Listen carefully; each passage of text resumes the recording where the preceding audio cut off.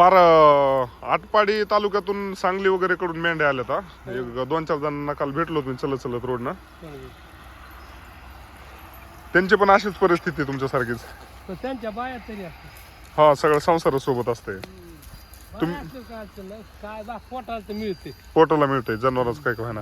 पण शेतकरी म्हणजे एखादा शेतकऱ्याला समजा नाही जमलं तर खूप अवघड आहे ना तुमचं. म्हणजे कुठं मेंढ्या चारणार काय करणार. ते उपाशी राहिलं तुम्हाला देखवत नाही.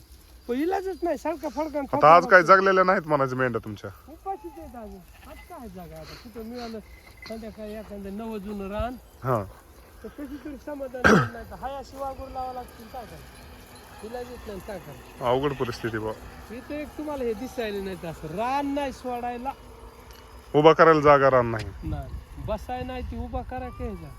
मेंढ्याचा आला तुम्हाला सांगतो का रात्री व्हायचं चियाला का चित्तूर का गाणपूर हा तिथून आल्यात ते एका जागे होतं रान ती बी शेळीवाल्याने चरून दिलं नाही. मालक गेला सांगून म्हणला ए खाऊ दे हे गाड्या कांगरीचे आता काय मला उपयोग व्हायचा. पेरायचं मेंढ्या तरी खात्याने. ते मोहरी निघाला की आले व गावातले 2-4 शेळ्याला घाला हाना म्हणले आम्ही काम करायला 12 महिने हेतून काय त्याला लागू नाही जमतच नाही म्हणून नाही गावची असते खाल्ल्यान का दशे आमची डॉक्टर साहेब